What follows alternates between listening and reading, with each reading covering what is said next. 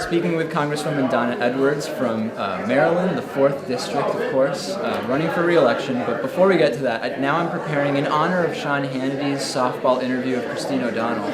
I like to prepare some softball questions in my interviews too, it's kind of my homage to him. So how many real progressives would you say there are out of the 435 in the House of Representatives? And not just in the Progressive Caucus, but if you had to say really progressive, whether or not they're in that caucus.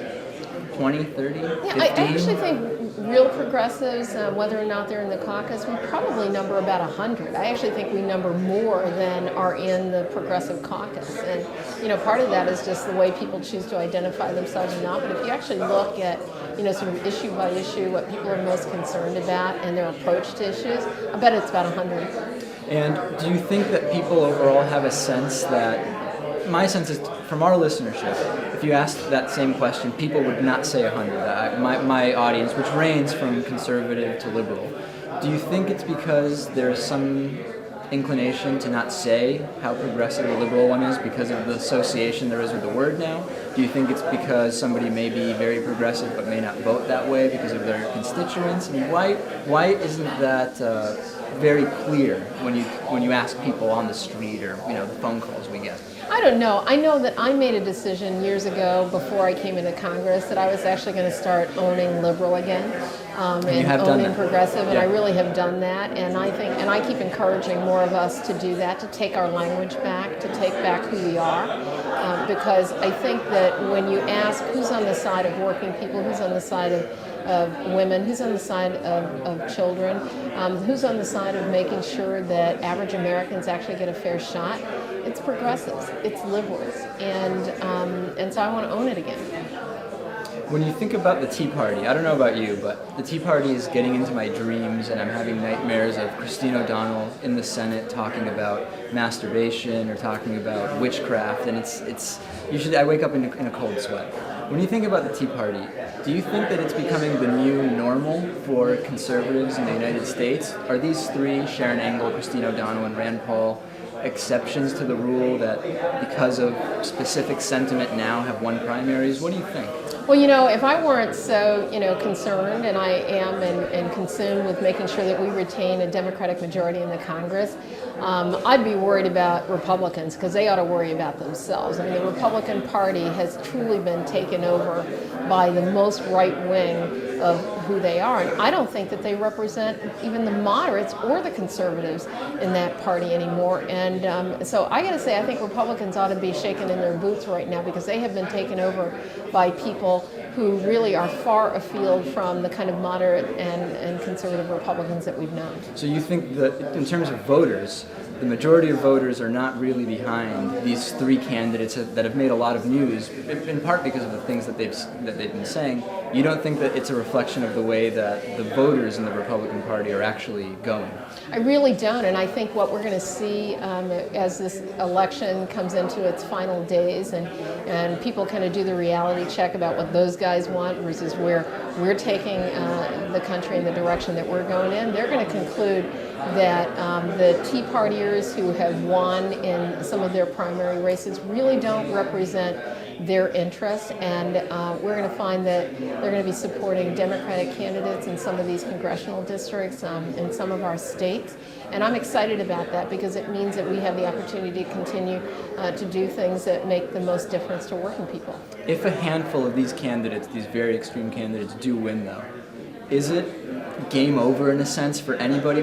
How much effect can a couple of these candidates winning, if it happens, and I hope it doesn't, can they really change the way that the Senate or the House of Representatives will operate fundamentally, or will it just be a voice from the extremes for a few years? I think they've already proven that they'll be very disruptive, but they're going to be disrupting Republicans. They're not going to be disrupting and distracting Democrats. I think that we will be very clear about the direction that we want to take the country in, and I think if a handful of them win, maybe it's the reality check for the Republican Party that they need to get hold of their extremes.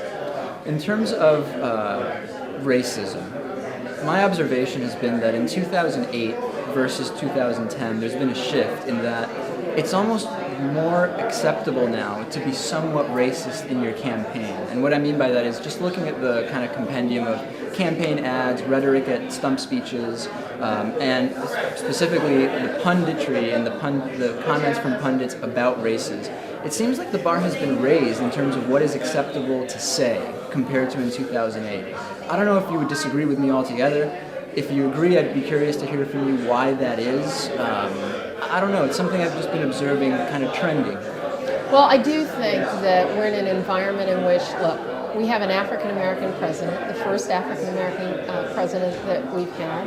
I think it has actually opened the door for some language to be used that really is unacceptable. I actually happen to believe that it's really not a majority opinion, but there are some extreme voices and some loud voices who are willing to use this environment in order to make themselves heard in the most nasty kind of way. But I actually don't think it represents the American people, and I think that what we're beginning to see actually is a backlash on that, and more people stepping up in their communities and otherwise saying, you know what, this is really not acceptable. And I happen to believe that that's the voice that's going to win at the end of the day. But I think it is true that we're in an environment in which those doors have been, blown wide open, and people are saying things that they may have felt but haven't been saying in the past.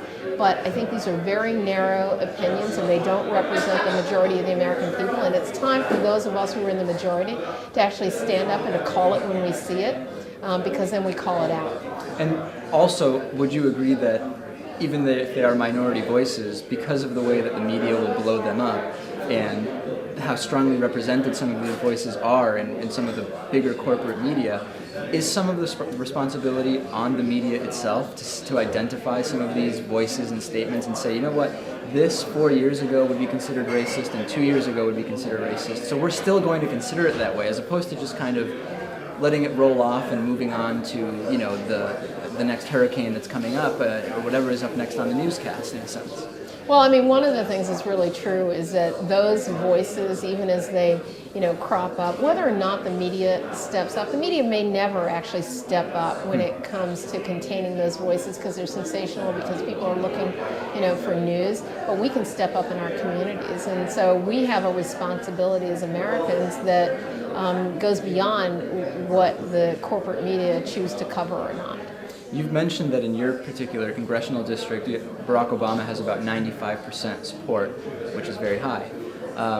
I'm seeing definitely to a lesser extent than with George W. Bush in 2008, that in some areas, candidates are having to make a decision because of the approval rating of the president where they are campaigning. Having him will help me or having him will hurt me. Definitely to a lesser extent than with George W. Bush. How is that discussed between you and your colleagues in terms of, do I want the president helping me or not? Are those discussions maybe just, within the campaigns? What are your thoughts on the dynamic that develops when the approval rating gets to, below 50% where it is now?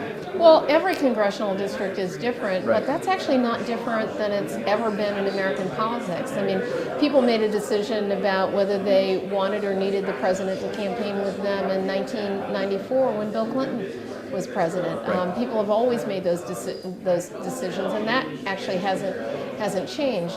And I just think that in individual congressional districts, every candidate makes their own decision about what makes the most sense for their campaigns. They make choices about what makes sense in terms of the issues that are raised in their congressional district, about who's valuable or not in their district, about whether they need to tap into environmentalists or labor leaders or other leaders, and that's true in this election as well.